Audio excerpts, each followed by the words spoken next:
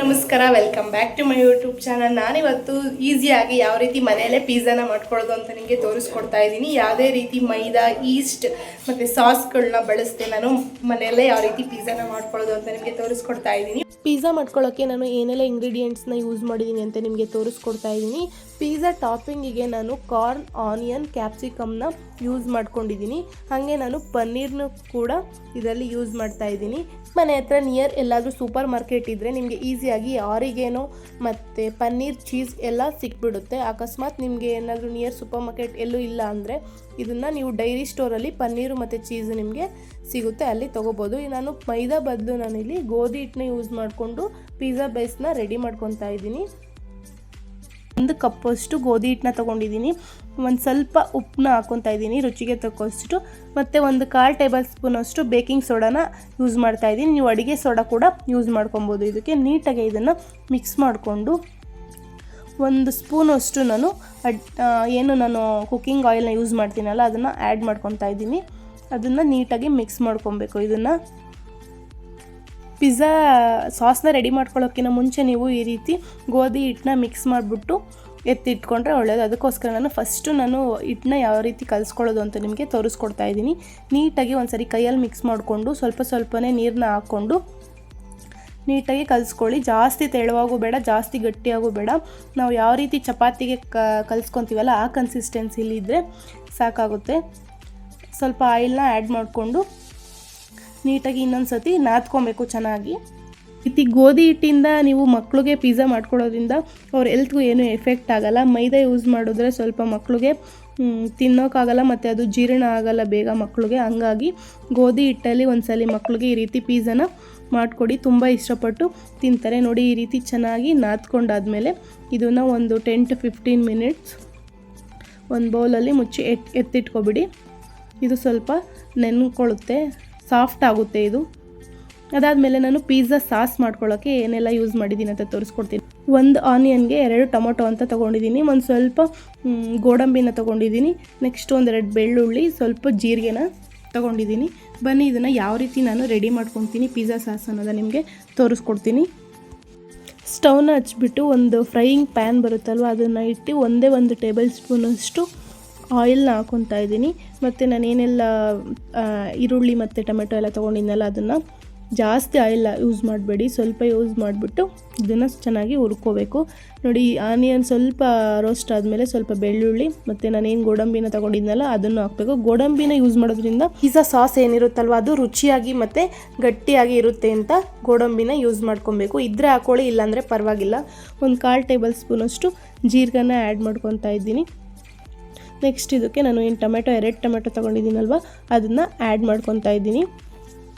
1 ಈರುಳ್ಳಿಗೆ 2 ಟೊಮೊಟೊ ಅನ್ನೋ ರೀತಿಯಲ್ಲಿ ತೊಗೋಬೇಕು. ನೋಡಿ, ಇದಕ್ಕೆ ಸ್ವಲ್ಪ ಬೇಗ ಬೇಯಲಿ ಅಂತ ಸ್ವಲ್ಪ ಸಾಲ್ಟನ್ನ ಆ್ಯಡ್ ಮಾಡ್ಕೊತಾ ಇದ್ದೀನಿ. ಹಾಗೆ ಸ್ವಲ್ಪ ನೀರನ್ನ ಆ್ಯಡ್ ಮಾಡಿಬಿಟ್ಟು ಲಿಡ್ನ ಕ್ಲೋಸ್ ಮಾಡಿಬಿಟ್ಟು 1-2 ಮಿನಿಟ್ಸ್ ಇದನ್ನು ಲಿಡ್ನ ಕ್ಲೋಸ್ ಮಾಡ್ಕೊಂಬಿಟ್ಟು ಬೇಯಿಸ್ಕೊಬೇಕು. ಇದು ಸಾಫ್ಟಾಗಿ ಬೇಯುತ್ತಲ್ಲ ಅದು ರುಬ್ಕೊಳ್ಳೋಕ್ಕೆ ಚೆನ್ನಾಗಿರುತ್ತೆ, ಕನ್ಸಿಸ್ಟೆನ್ಸಿ ಚೆನ್ನಾಗಿ ಬರುತ್ತೆ ಅಂತ. ನೋಡಿ, ಇದು ಈಗ ಸಾಫ್ಟಾಗಿ ಬೆಂದಿದೆ. ಈ ರೀತಿ ಇದನ್ನು ಒಂದು ಪ್ಲೇಟ್ಗೆ ಶಿಫ್ಟ್ ಮಾಡ್ಕೊಳ್ಳಿ.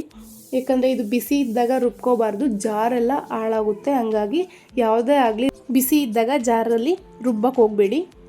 ಇದು ಆರೋ ಅಷ್ಟರೊಳಗೆ ನಾನು ಪನ್ನೀರ್ನ ಯೂಸ್ ಮಾಡಿದ್ದೆ ಟಾಪಿಂಗ್ಸಿಗೋಸ್ಕರ. ಹಂಗಾಗಿ ಅದನ್ನು ಸ್ವಲ್ಪ 2 ಸೈಡನ್ನು ರೋಸ್ಟ್ ಮಾಡ್ಕೊತಾ ಇದ್ದೀನಿ. ಒಂದು ಸ್ವಲ್ಪ ಆಯಿಲ್ ಹಾಕ್ಕೊಂಡು ರೋಸ್ಟ್ ಮಾಡ್ಕೊಳ್ಳಿ. ಜಾಸ್ತಿ ಐ ಫ್ಲೇಮಲ್ಲಿ ರೋಸ್ಟ್ ಮಾಡಿದ್ರೆ ಸೀದೋಗಿಬಿಡುತ್ತೆ. ಹಂಗಾಗಿ ಬಟರ್ ಇದ್ದರೂ ಕೂಡ ನೀವು ಯೂಸ್ ಮಾಡಿಕೊಂಡು ರೋಸ್ಟ್ ಮಾಡ್ಕೊಬೋದು. 2 ಸೈಡೂ ನೀವು ಇದು ಸ್ವಲ್ಪ ಕಂದು ಬಣ್ಣ ಬರೋ ಥರ ರೋಸ್ಟ್ ಮಾಡ್ಕೊಳ್ಳಿ.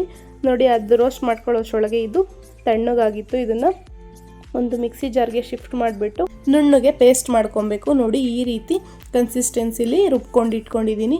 ಇದಕ್ಕೆ ಒಂದು ಸ್ವಲ್ಪ ಚಿಲ್ಲಿ ಪೌಡರ್ನ ಆ್ಯಡ್ ಮಾಡಬೇಕು. ಹಂಗಾಗಿ 1 ಟೇಬಲ್ ಸ್ಪೂನ್ ಆಯಿಲ್ನ ಬಿಸಿ ಮಾಡಿಕೊಂಡು, ಜಾಸ್ತಿ ಬಿಸಿ ಮಾಡೋಕ್ಕೆ ಹೋಗಬೇಡಿ.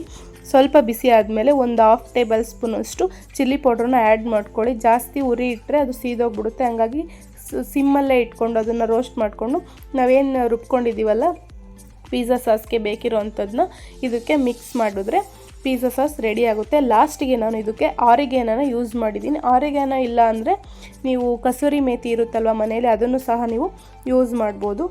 ಅಂಗಡಿಲೆಲ್ಲ ಇವಾಗ ಆರಿಗ್ಯಾನೋ ಆರಾಮಾಗಿ ಸಿಗುತ್ತೆ. ಸಿಕ್ಕಿದ್ರೆ ಅದನ್ನು ಆ್ಯಡ್ ಮಾಡಿಕೊಡ್ರಿ. ಇಲ್ಲಾಂದರೆ ಕಸೂರಿ ಮೇಥಿ ಏನಿರುತ್ತಲ್ವ ಅದನ್ನು ಮೇಲ್ಗಡೆ ಉದುರಿಸ್ಕೊಳ್ಳಿ.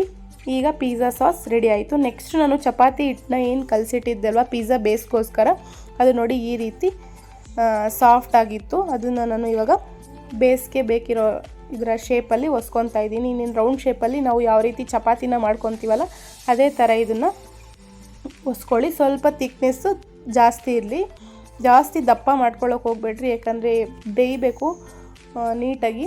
ಹಾಗಾಗಿ ಲೈಟಾಗಿ ಚಪಾತಿಗಿನ್ನ ಒಂದು ಸ್ವಲ್ಪ ದಪ್ಪ ಇದ್ದರೆ ಸಾಕಾಗುತ್ತೆ.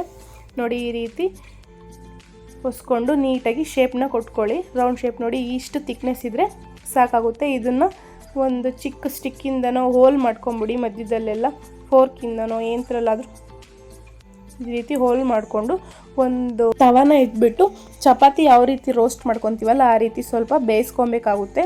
ನಾವು ಏನು ಫೋರ್ಕಿಂದ ಹೋಲ್ ಮಾಡ್ಕೊಂಡಿರ್ತೀವಲ್ಲ ಆ ಸೈಡನ್ನ ಸ್ವಲ್ಪ ಜಾಸ್ತಿನ ರೋಸ್ಟ್ ಮಾಡ್ಕೊಳ್ಳಿ. ನಾವು ಟಾಪಿಂಗ್ಸ್ನ ಯಾವುದ್ರ ಮೇಲೆ ಯಾವ ಸೈಡನ್ನ ಆ್ಯಡ್ ಮಾಡ್ಕೊತೀವಿ ಅದನ್ನು ಸ್ವಲ್ಪ ಜಾಸ್ತಿ ಬೇಯಿಸ್ಕೊಳ್ಳಿ.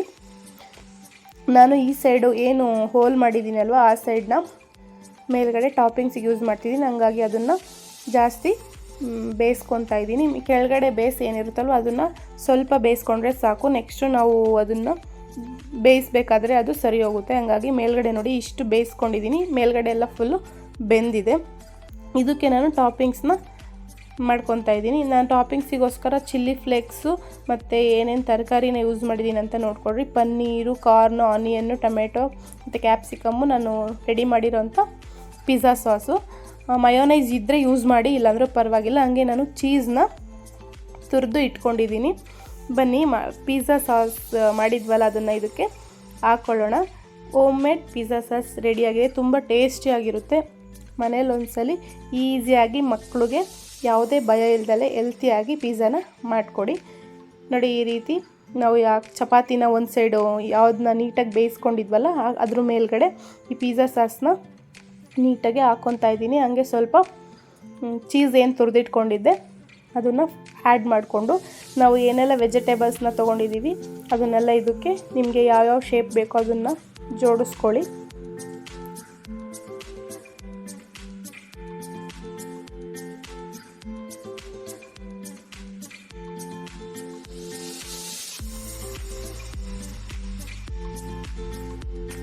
ಚಿಲ್ಲಿ ಫ್ಲೇಕ್ಸ್ನ ನೀವು ಮನೆಯಲ್ಲಿ ಯಾವ ರೀತಿ ರೆಡಿ ಮಾಡ್ಕೊಬೋದು ಅಂದರೆ, 2 ಒಣಮೆಣ್ಸಿನ್ಕಾಯಿನ ಮಿಕ್ಸಿ ಜಾರಲ್ಲಿ ಒಂದು 2 ರೌಂಡ್ ತಿರುಗಿಸಿದ್ರೆ ನಿಮಗೆ ಚಿಲ್ಲಿ ಫ್ಲೇಕ್ಸ್ ರೆಡಿ ಆಗಿಬಿಡುತ್ತೆ. ನೀವು ಅಂಗಡಿಯಲ್ಲೇ ಹೋಗಿ ಚಿಲ್ಲಿ ಫ್ಲೇಕ್ಸ್ನ ಕೊಂಡ್ಕೊಬೇಕು ಅಂತ ಏನಿಲ್ಲ. ಹಾಗಾಗಿ ಈ ರೀತಿ ಈಸಿಯಾಗಿ ಚಿಲ್ಲಿ ಫ್ಲೇಕ್ಸ್ನ ಮನೇಲಿ ರೆಡಿ ಮಾಡ್ಕೊಳ್ಳಿ. ನೋಡಿ ಈ ರೀತಿ ಎಲ್ಲ ನನ್ನ ಹತ್ರ ಏನೇನಿತ್ತು ವೆಜಿಟೇಬಲ್ಸ್ ಟಾಪಿಂಗ್ಸ್ ಏನೇ ರೆಡಿ ಮಾಡ್ಕೊಂಡಿದ್ನಲ್ಲ ಅದನ್ನೆಲ್ಲ ಜೋಡಿಸ್ಕೊಂಡು ನೆಕ್ಸ್ಟ್ ಇದ್ರ ಮೇಲೆ ಇನ್ನೊಂದು ಸ್ವಲ್ಪ ನಾನು ತುರಿದಿರೋ ಅಂಥ ಚೀಸ್ ಇತ್ತು ಅದನ್ನು ಇದ್ರ ಮೇಲೆ ಹಾಕ್ಕೊತಾ ಇದ್ದೀನಿ. ಇದೆಲ್ಲ ಹಾಕ್ಕೊಂಡಾದ್ಮೇಲೆ ಒಂದು ಯಾವುದಾದ್ರೂ ತವ ಇರುತ್ತಲ್ವ ಚಪಾತಿ ಸುಡೋ ಅಂಥದ್ದು ಹಳೇದು, ಅದನ್ನು ತೊಗೊಬೇಕು. ಇದು ಏನು ರೆಡಿ ಮಾಡ್ಕೊಂಡಿದ್ವಲ್ಲ ಅದನ್ನು ನಾವು ಫ್ರೈಯಿಂಗ್ ಪ್ಯಾನ್ಗೆ ಶಿಫ್ಟ್ ಮಾಡ್ಕೊಬೇಕು.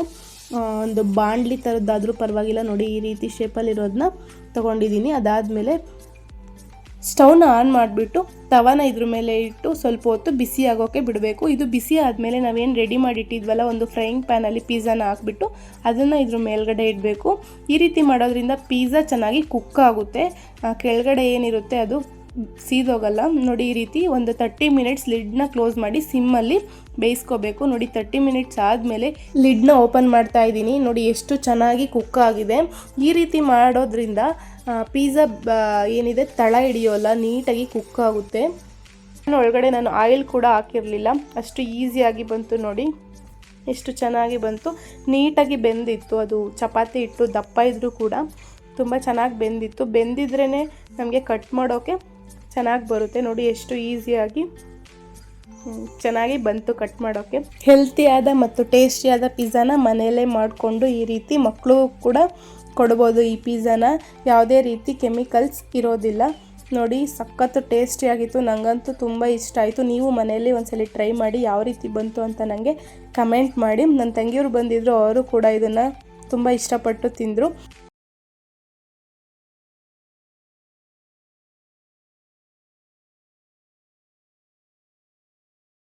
ಈ ಪಿಜ್ಜಾ ರೆಸಿಪಿ ನಿಮಗೆ ಇಷ್ಟ ಆಗಿದರೆ ನನ್ನ ಚಾನಲ್ನ ಸಬ್ಸ್ಕ್ರೈಬ್ ಮಾಡ್ಕೊಳ್ಳಿ, ಸಪೋರ್ಟ್ ಮಾಡಿ ಅಂತ ಕೇಳ್ಕೊತ ವಿಡಿಯೋನ ಇಲ್ಲಿಗೆ ಎಂಡ್ ಮಾಡ್ತಾ ಇದ್ದೀನಿ. Thank you for watching.